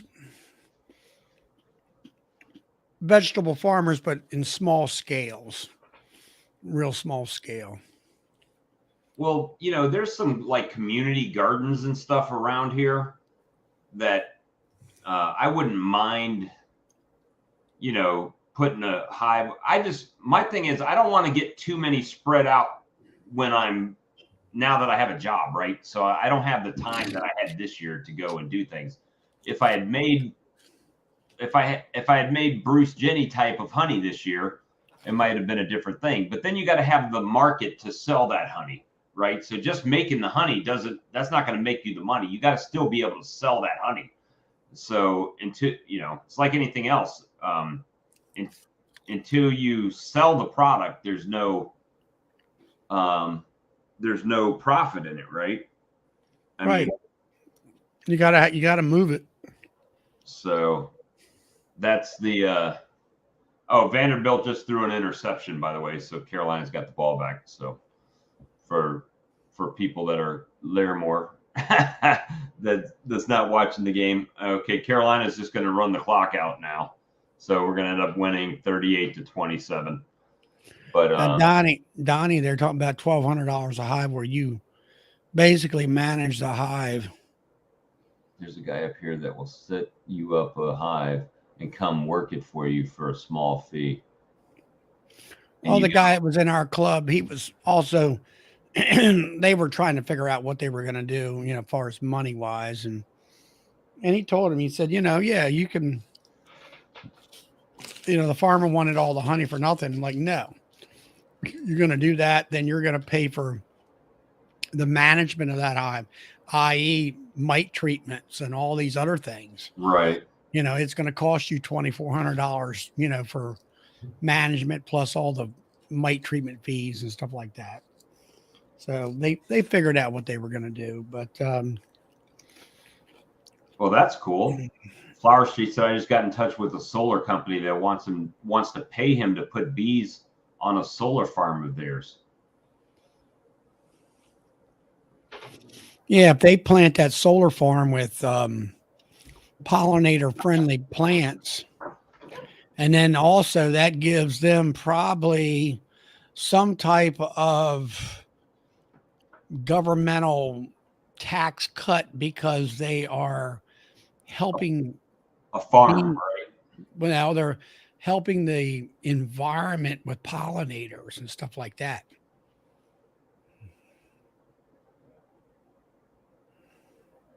Yeah, I agree. I agree with that as well, Jason. They have a few hives and they make more honey than they can get rid of, so they mark the price down, which hurts I can get it from this guy for $5, you know, or something like that. Yeah, selling honey is, I mean, so even if I back my truck down there and put the honey on the tailgate, I still have to kind of sit out there, right? I got a friend of mine. He's up in the edge of Pennsylvania, and there happens to be a, I guess it's an apple orchard, peach orchard, apple orchard, or something. Well, anyway, they have a retail outlet right there on the farm, and they got all the, customers coming in and getting their apple orchard products and stuff. And he wholesales a ton of honey to them, either in liquid form. He also has been doing some Ross rounds, and they they do quite well. I mean, they'll sell 1,000 pounds of honey easy. What do you mean? What type of adapter plug do I use? Mine just plugs right into 110. Did you not get a 110 adapter for yours? I just use a regular 110 plug-in for mine. Yeah, I had that Maxant that I get, and they sent me a 220 heater. I called Jason up, and they said to call Maxant up, and I sent them back the brand new heater, and I was surprised that I sent it on one day, and that same week Saturday, here it came in at the 110 version. It worked out great. They're looking for 20 hives on a 30-acre site. Well, 20 hives. First thing you got to consider is how much are you going to have to buy new equipment for it? Are you going to have to buy the bees, or do you have the bees to do that?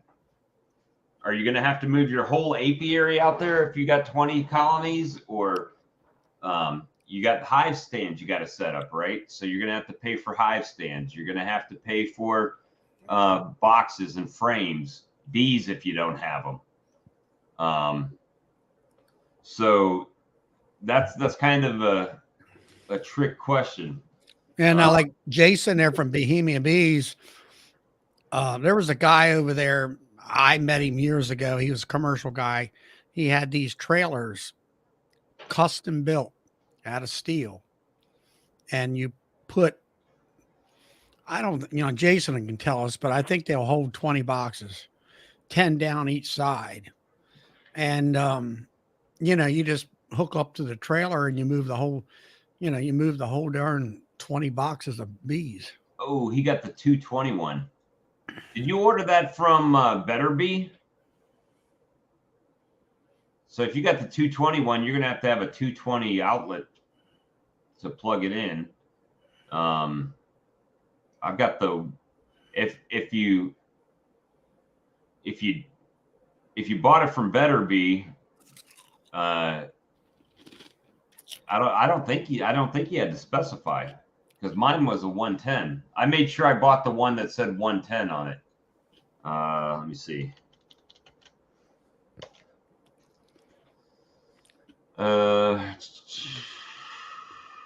Does it have a Merchant heater in that thing? No, mine. It's a blanket heater or something, isn't it? It's inside the walls, but I think it's banded in there. And the one thing I don't like about that heater is the timer. It's got a timer on it, so it like only runs like 12 hours or something. 18-gallon heated tank. It's the one I got. Did you get the dripless valve, or do you have the gate on it? Yeah, so the one I got was the 120 volt, 250 watts, and it's 2.1 amps. So it heats up from 86 to 131. Let's see what the other one is. There's two of them. Heated license, 18-gallon tank.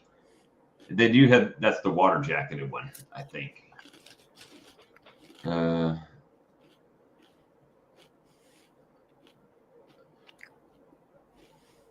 see. Yeah. Yeah, you got the 2000 watt, 230 volt one. You got the water jacketed one. I think it's water jacketed.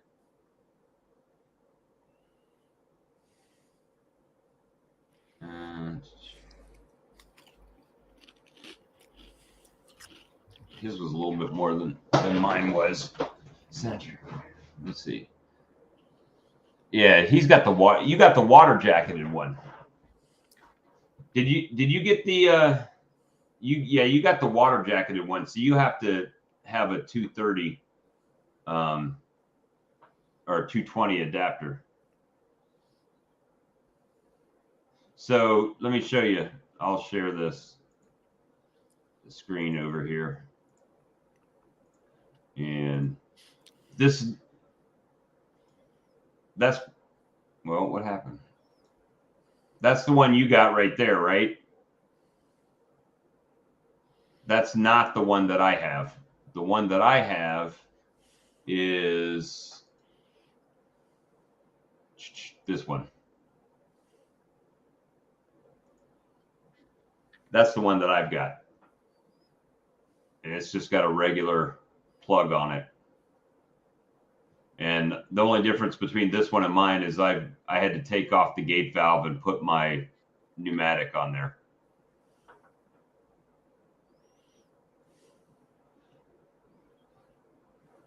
But the I do like the one that you said you can use the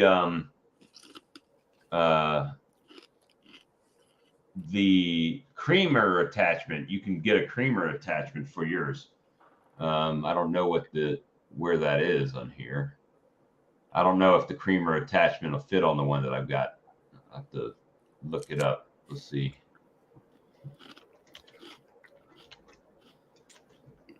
Will that unit come in 110 or not? Not his. So there's no option. No, the one that you got was the 220 one. The one that I've got is the 110 one. Now Larimore Farms here had he's drawing the wax out on one frame and then kind of he gets too wide and tears up the next frame. The only thing you can really do is take a bread knife, maybe heat it up with some hot water and trim that wax back some. Did this thing just give me? I don't know. I don't know if creamed honey sells well down here. I don't know. You have to do that's a lot of money. But that's a motorized creamer to go on top of your bottling tank. So cream honey is one of them things I think you have to develop a market, and then you have to. Most people don't know what it is. Up here, they'll say creamed honey. Oh, I'm allergic to, milk products. Oh, because they think it's got cream in it. Yeah, because they hear that word cream, so we call it honey spread. Right. Well, I've seen like some restaurants have like you'll go into a restaurant, they really have some creamed honey in there, right? Like, is it Outback or somebody where you get the rolls and they give you the little buttery spread? Yeah, that's honey spread. That's whipped. That's whipped. Whipped. No, I think that's whipped. Oh, yeah, now I've had that too, where you take honey and you whip the dickens out of it, like with one of them drill mixers. Right. I was at Jason's party and they had that, and it was like honey that kind of had the texture of icing, cake icing. It was really good. And let's see, I'm trying to close some tabs down here. I got too many going. And then the other cream honey it's kind of like, sometimes it's a little harder than others, but it's kind of like butter, a little bit harder. And it's nice where it's kind of like spreadable honey. You can put it on your toast. The toast is warm enough that it'll melt it, but it doesn't drip all over everything and all that. Or you can dig it out of the jar with a spoon. It seemed like here lately that from talking with other beekeepers is combed honey seems to be people are wanting that. Comb honey. Yeah. That I've had several people ask me about that this year. Some of them like the comb honey, some like the chunk honey, where you put a strip of comb in a cylindrical honey bottle out of glass and all that. Let me see. I've thought about maybe trying to make combed honey, maybe some Ross Rounds or something. Step up converter. Trying to see if there's a converter on here on Amazon to take 110 to 220. A step up transformer, 3,000 watts. Step up down 110 to 220. Yeah, it looks like they've got one. I don't know how to use it. Best thing to do is $2. just all you gotta do is go to your panel box and just put in the right size switch, or what do you call it? Switch, or whatever you call it, and run a line and put a socket in. It's a pain in the butt, but Yeah, that's what you had to do, right? You had to call electrician out, change it up. what I did, Mm-hmm. no, I called Maxan up, I sent the brand new 220 heater back to them, emergency heater back to them, and within the week they sent me the 110 version down, and I've been using that ever since. Works out great. Yeah, you can just call electrician to have him put a plug in. That costs you a lot of money. But the I didn't go with the water jacketed one just because I knew where I was going to be doing my bottling. And for me, I just thought that emptying the water out and changing the water out would be a pain in the butt. So I just went with the use better comb to make combed honey. Yeah, that'll surprise somebody. Synthetic wax. I can't even use better comb down here.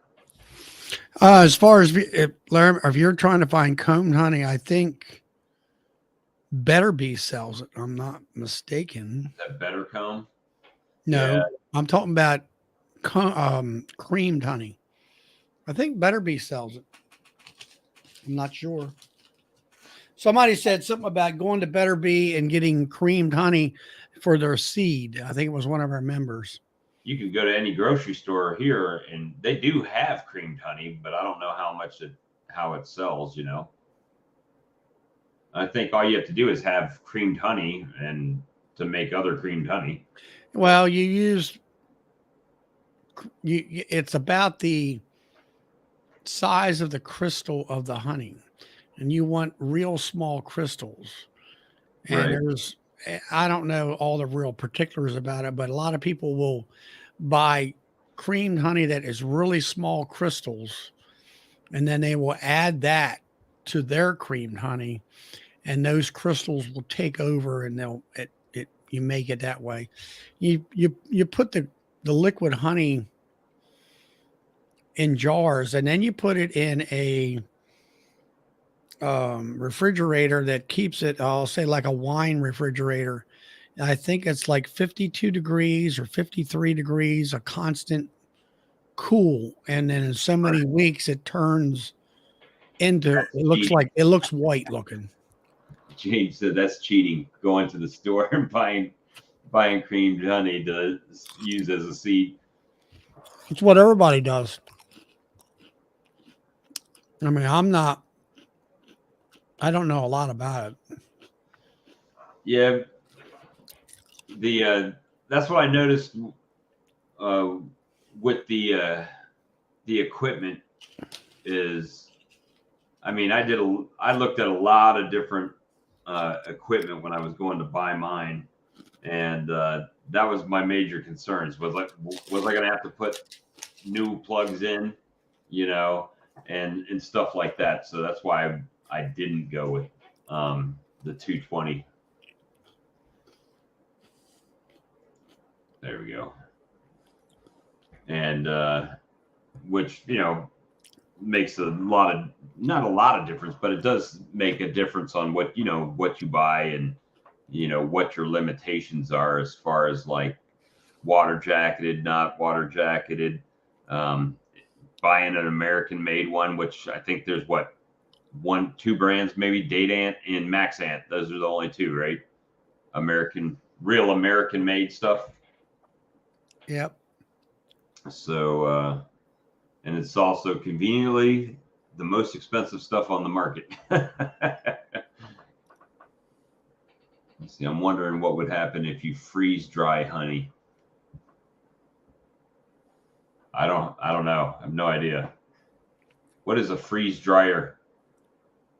Is there such thing as a freeze dryer? Not that I know of. Just drop it down in some liquid nitrogen. That'll freeze it real quick. Flash frozen. But anyway, guys, I wasn't planning to stay on here long tonight. I just had set up the computer in here, wanted to see how it did with the stream. It looks like it's doing all right. I mean, other than me unplugging my little Wi-Fi adapter thing and kicking everything off for a few minutes. Yep. But plastic or metal excluders, I've got both. I like metal. You like the metal ones? I've just got the metal ones that sit on top. I was thinking about do you have the metal ones with the wood frame around it, or you just have the metal?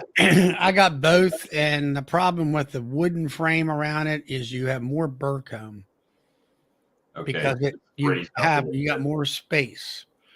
So the problem that I thought I was going to have with the metal ones is when they propolize it down and you go to pry it up, it bends.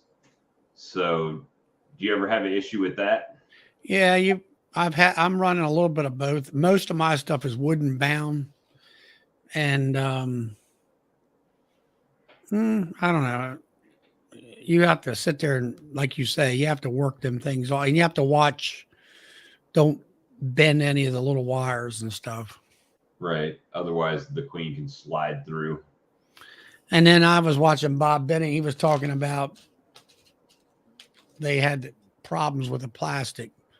The holes weren't made exactly right, or they weren't smooth. You know, the plastic where they would rub the bees too bad, not too good. I don't know. I always just like to steal. Cut loose with the hive tool. Yeah, that's what I usually do. Is I get the hive tool in there and I pry one corner and then slide the hive tool down to cut the propolis loose. Yeah. Try to twist it a little bit to pull it off instead of just lifting up on it. Try to twist it loose. I think that's what you really have to do. But at any rate, Charlie, I think I'm gonna call it a night. What do you say? Yeah, it's 11, 20 minutes to 12. I got to get up too. So, yeah. Good. Doesn't the time change? Doesn't it fall back like tomorrow or tonight or one? Yeah, you're supposed to set the clocks back. So. Yeah, now we're gonna get, you get off from work and it's dark. Need blankets. Do I have an echo? Galloway says I've got an echo. I shouldn't. There's stuff in the room. It's not totally empty. No, I don't really hear echo. He just wants to see me hang blankets on my walls. And matter of fact, I'm speaking to the other wall that's on the other side. I'm actually up on one side of the room. So there is a little bit of, well, you know how it is when you're in a hollow room, there's a little bit of echo. Right. In the other room, it was long and the sound would disperse. Yeah. There might be just slight, but not bad. Gareth says he doesn't hear an echo. So it's only going on 11. Yeah. Where you're at. Larimore says he hears it. I don't know. I'll figure something. I got more stuff to bring in here. I just brought the computer and set it up. But anyway, we'll be live on Tuesday night. And, so everybody bring their A game on Tuesday and be prepared to come join us and not just sit in the chat. Yeah. But you got your B meeting this Tuesday, or was that this past one? For me? Yeah. My meetings are on Wednesdays. Okay. And actually, there was a meeting I went to this past Tuesday, and it was I should have just stayed home. Was there not that many people there, or was it It all? wasn't really that many people. I was going there for more of a socializing, and it was Randy Oliver, and I had watched the B. I belong to. It's an internet thing called the New York Bee Wellness .org, and they had Randy Oliver last week sometime, and basically the presentation that he did through Zoom there was exactly what I was seeing at the other place here locally on Tuesday night at this other bee club that I go to, and it was echoey, and I should have just stayed home. I kind of figured that's probably what it was going to be. So Lee's got his big fishing trip tomorrow Oh yeah, he talked about that a week ago or so. with Dirt Rooster and Yappy and Mr. Ed. Oh They're yeah, all- and Guardian Bee Apparel is doing it. So well, who's got the boat, Guardian? Guardian, yeah, got the boat, so he's going down there. It's Yeah, my thumb strap on my Guardian thing is not even a year old yet, and it's already broke. was it which one? What broke on The it? thing that goes around your thumb from the sleeve. Did it really? Yeah, I thought it was. It's pretty heavy duty. I haven't had problem with that. Mine, I had a problem with one zipper, and they replaced the jacket on it. They just sent me a new jacket. They didn't even. I'm looking at. There's another bee apparel place that's going to be there this year. I forget what it's called. I'm looking at that one. It's got the same zip around the face shield and all that stuff. So I don't DC know. says he cuts the thumb straps off. What's that? DC says he cuts the thumb straps off of his. Oh yeah. There's Vincent. Hey, Vince. We're just getting ready to hop off, buddy. Yep. Guys, we'll see you Tuesday night. We appreciate you all for hanging out as usual. And I'll try to do something as far as the sound. I guess if it's too echoey A little more stuff on the walls and stuff. That's all. and it'll stop it. Hopefully it'll stop it, but this is a little bit quieter as far as like background noise out there. So, with my wife and them. So, but we'll do something. We'll figure it out. Okay.